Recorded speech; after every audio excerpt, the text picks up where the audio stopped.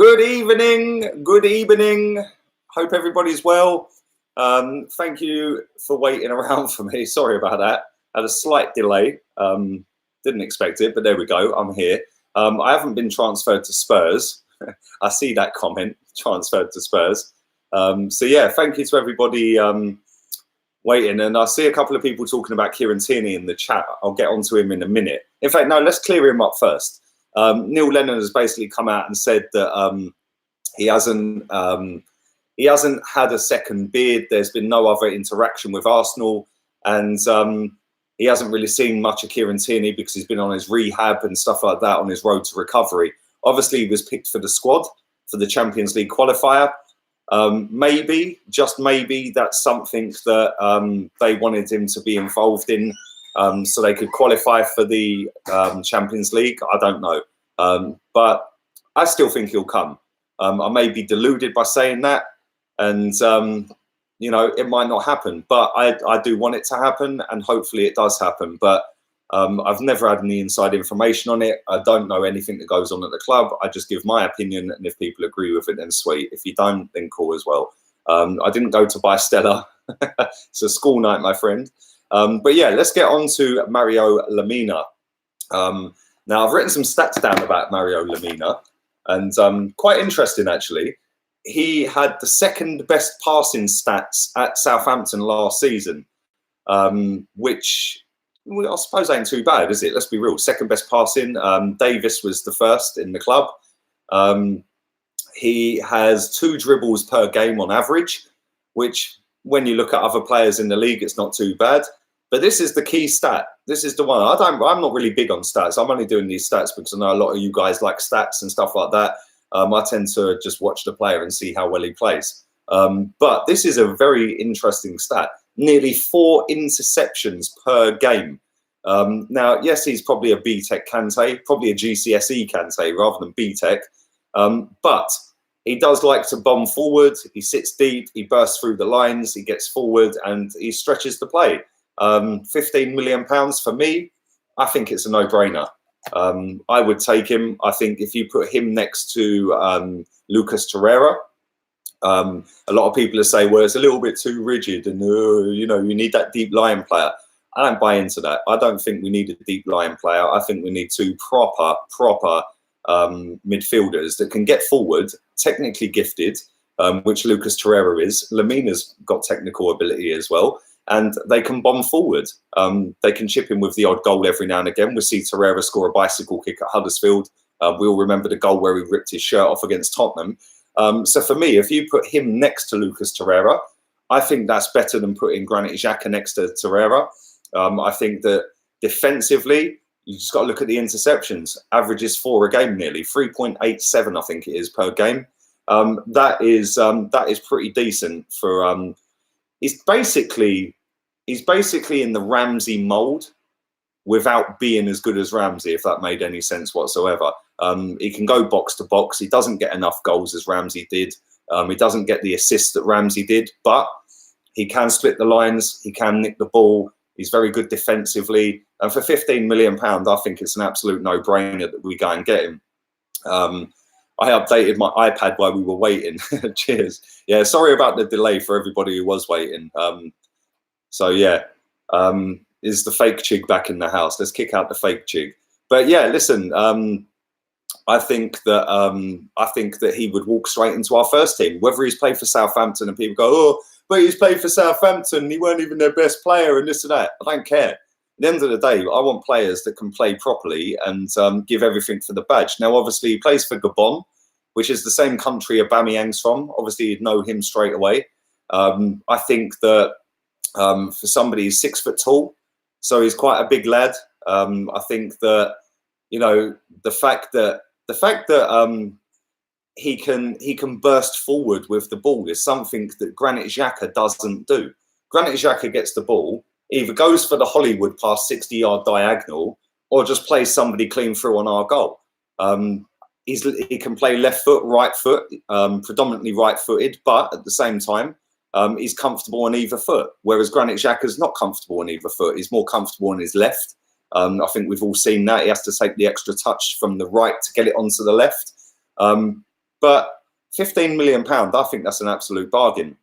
Maybe, as Sergio says, give him Xhaka and 15 million for him. Yeah, maybe chuck him in. Listen, Granit Xhaka is still going to be here next season. I think we all need to accept that.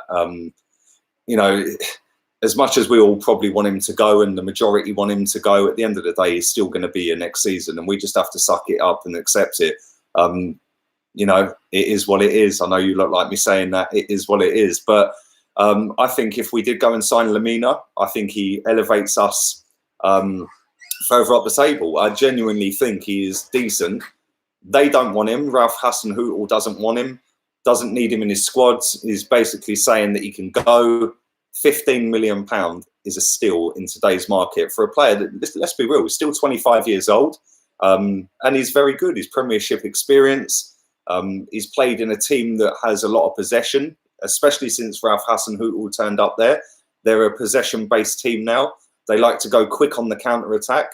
And he fits ideally into our system because we like to let teams come on to us. The press didn't work. It did work, but then we stopped doing it. So now we like to let teams come on to us and then break quick. He, alongside Torreira, would be able to transition our defence into attack very quickly, in my opinion. And I think that for the price tag that he's going for, we could do a hell of a lot worse. You know, and not only that, let's say he comes in and he does really well for us and we get Champions League football. It pays for itself. So I don't know. There's my 7 minutes on Mario Lemina. Like I said, I think he'd be a good addition. Let's read some of your comments out for 10 minutes or so, 15 minutes, and then I'll wrap it up. Thank you to everyone watching live as well. 530 odd of you watching live right now. Please do stick a big thumbs up on the video. Only 62 likes. Let's smash that through 100, please. That does always help.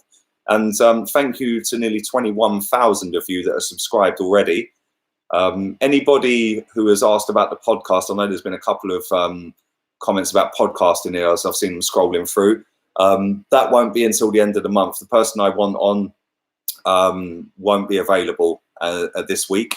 And I'm going to Spain on Saturday for those of you that have missed previous streams. So I'll be 2 weeks in Spain. The content will still be flowing. Daily transfer update. Hopefully we'll announce some players. That'll still be out at the same time. The 2 streams every day will still be out at the same time as well. If there is any breaking news, then obviously I'll go live with that as well, like I did today with the Edu announcement.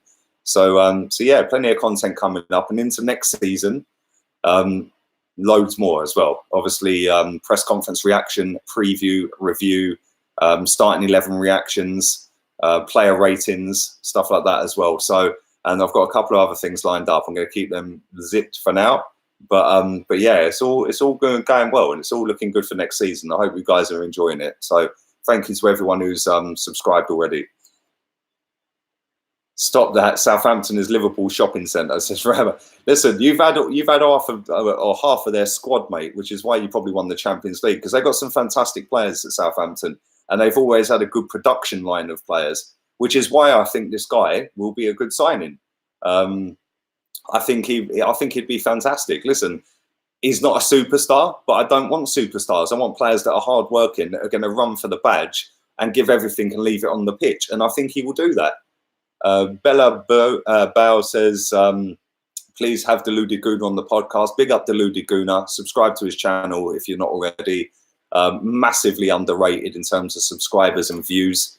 And he's a really nice guy. I've met him as well. So yeah, he'll be somebody I'll be looking to get on as well. So yeah, man. He came from Juve as well.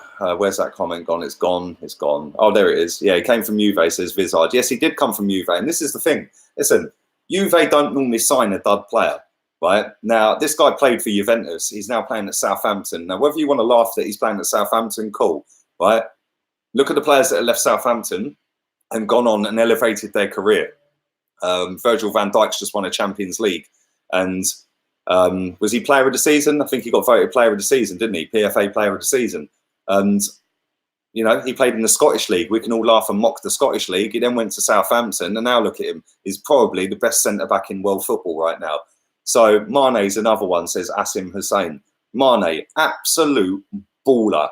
Gareth Bale, Another one, probably the most high-profile one because he's won everything at Real Madrid. But there's been so many players at Southampton that have broken through the ranks and gone on to elevate their careers and go on to be fantastic players. Is this the real chig that's telling me I look knackered? I'm actually all right, bruv. I slept for about 12 hours. Yeah, on and off. But I did have an early night last night, and well, it weren't quite 12 hours, probably about 9 hours. We got Mane from Southampton. Exactly, Rabba. And this is the thing, yeah? Some of these players that play for these lesser-known teams, or the not lesser known because they are known, but less glamorous teams. You know, Ryan Fraser, people can turn their nose up at Ryan Fraser all they like. Ryan Fraser makes our club better. Simple as that. Theo Walcott says Lynn Birdcamp is the greatest of them all. Do you know what? I actually had a couple of conversations today about Theo Walcott. Group chat I'm in, they were saying that if we had Theo Walcott last season, we would have got top 4. I agree with that 100%. We didn't really rate him when he was at Arsenal. A lot of people didn't rate him.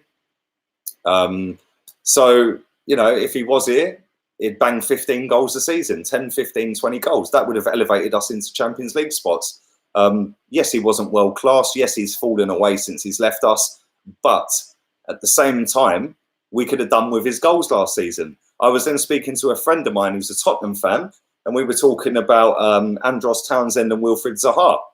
And before I go on to that, Haroon Laguna says Tadic. There you go, another one. Tadic smashed it last season.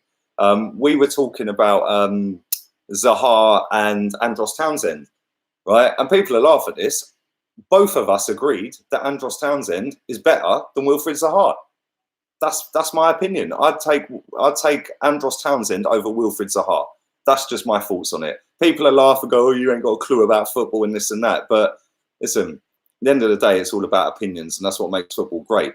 Wilfried Zaha for 100 million or Andros Townsend for 25 million, pretty much the same output. Go and have a look at their stats. They're not far apart.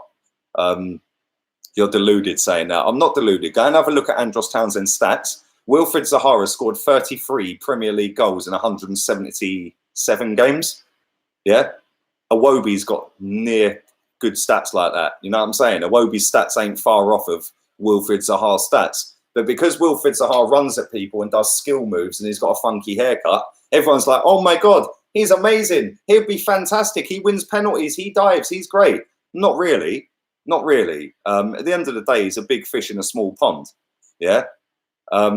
Technical ability, yeah, Zaha smashes him. But output, they're not a million miles apart. And one of them's got a massive chip on his shoulder and the other one hasn't. So I know who I'd have. Johnny Evans over Mustafi. He's won a league title. Do you know what? Thanks for your donation as well, Sergio.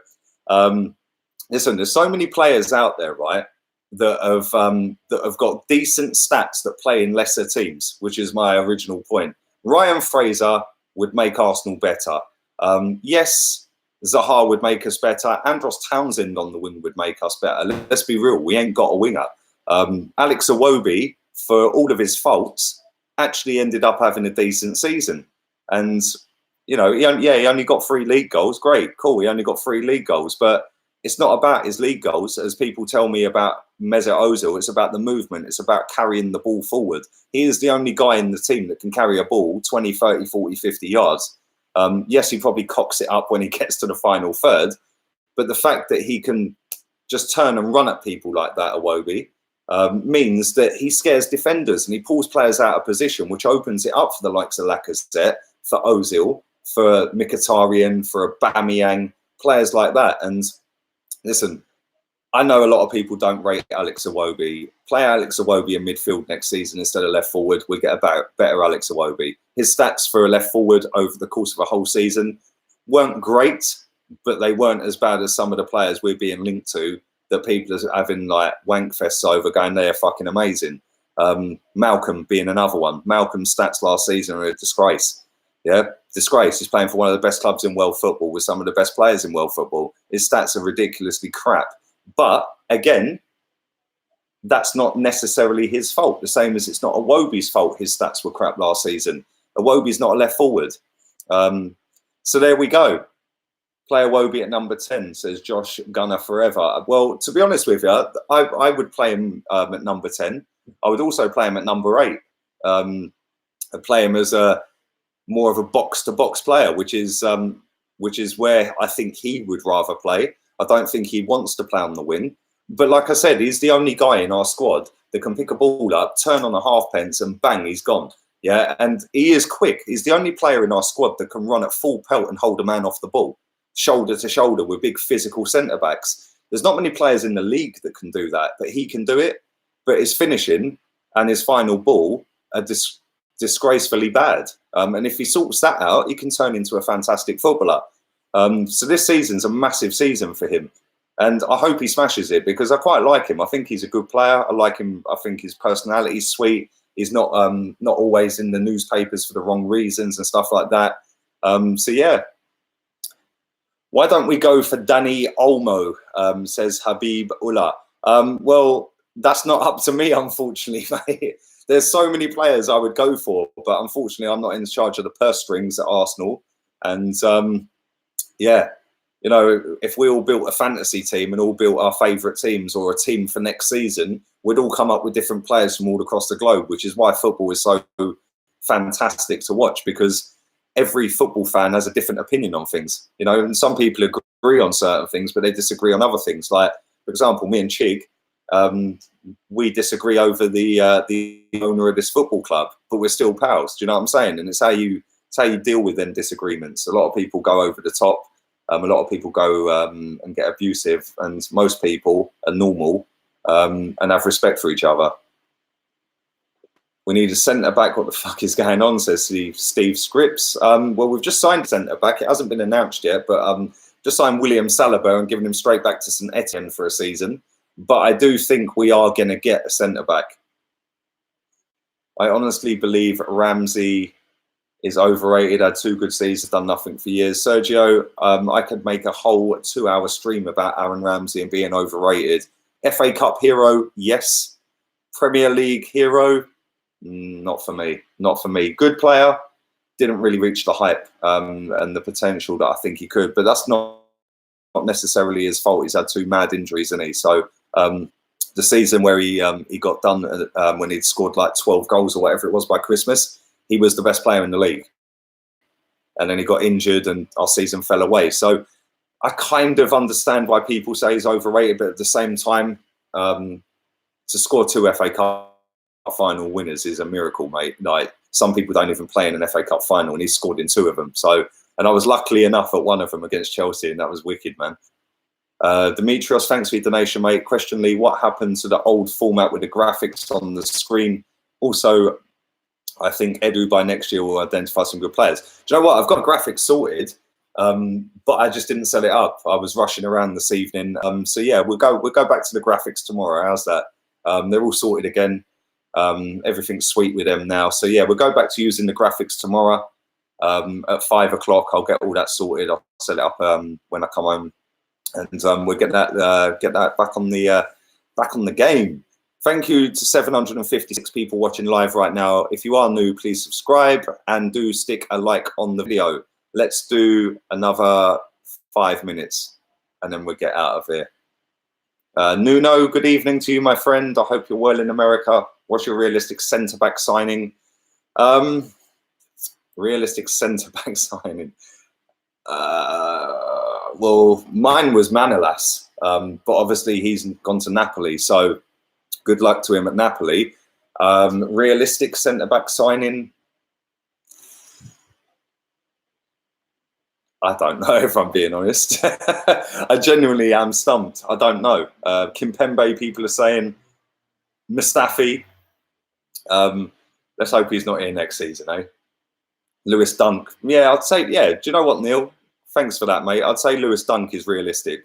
I'd say that's a realistic signing. Jonathan Tara as well, people are saying. I think both of them are realistic signings.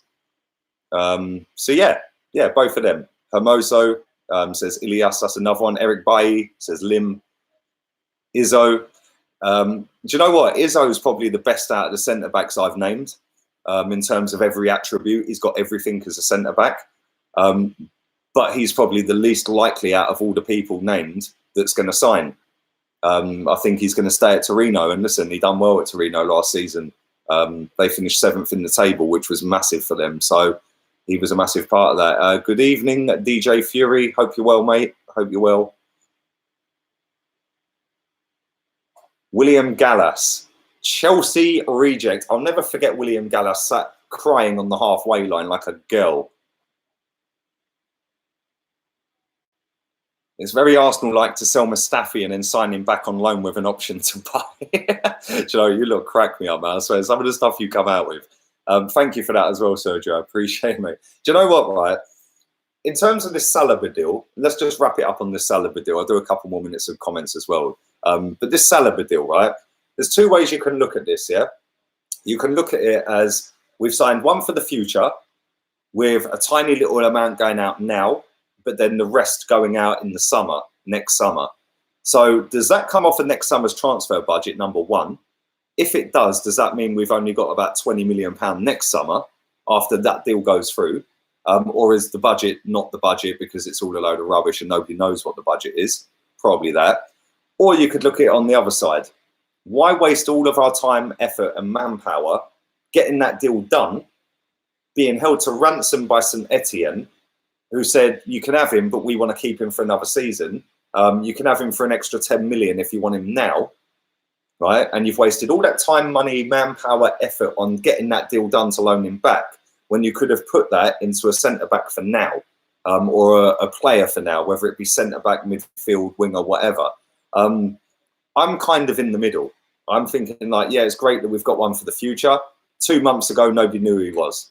Now everyone's an expert on him. Everyone's saying he's the next Rio Ferdinand, the next Rafa Varane. Time will tell on that. Listen, that's high praise here. As soon as people dub you as the next somebody, you're destined to flop. It's as simple as that. But I'm kind of in both camps. I think we've wasted a lot of time on that. We could have got deals done now for now. But at the same time, it's one for the future. So, yeah, there we go. According to Ali Manzoor, I'm apparently racist. I don't know where you get that one from, my friend. But yeah, each to their own. I'll stick you on timeout now, princess. Apparently racist. Jesus Christ. What's the matter with these people? I think we are fucked, says Burnhill Octave. Well, we definitely need to sign some players, mate. Definitely need to sign some players. You've got to go into the season better than you were last season. It's as simple as that. And so far, we're currently not better. So yeah, we need to sign some players pretty sharpish. And hopefully now Edu is part of the technical setup. He's the technical director. Hopefully we can go and sign some players. Bring in Memphis Depay, says John Nuts. That's another one. The next Ronaldo. Do you remember that when he signed for Man United? Dubbed the next Ronaldo. Absolutely flopped. And now he's smashing it over in France. I don't rate him as that great. Listen, a lot of players have been swallowed up by Man United over the years. That's cool, right? I get that. But I don't like his attitude either. He thinks he's better than he is. That's how he comes across. Leon Bailey, says Shamar. I'd take Leon Bailey over Memphis Depay in an absolute heartbeat. Sent to the naughty corner. Exactly. That's where these people go, man. Go on timeout. Right, let's do 1 more minute to 25 minutes. So get your questions in. Go on, go. Saliba's pay is coming out of next season, 60 million from Adidas. Says 7th for Risha. Thanks for your comments as well, mate. I hope you're well, buddy. Well, listen, this is the thing, right? When it comes to a budget, the budget is determined by quite a lot of things. At the same time, Adidas, the Emirates, 2 deals for the shirt and the kit sponsor, Visit Rwanda, all of these deals, all the other deals that we don't even know about, a watch sponsor, a car sponsor. We've probably got about 30 sponsors that sponsor Arsenal Football Club.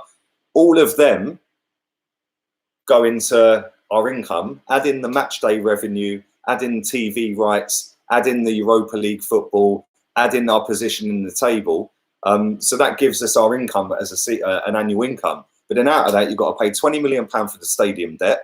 You've then got to pay all of the stuff, the upkeep on the stadium, You've got to keep some money in the bank for a rainy day. So when you balance it all out, that's then what your income is. And like, listen, this William Saliba deal, it might well come out of next season's money. Like we're being told, £22 million in one lump sum next summer and 5 million up front now. That may well be the case.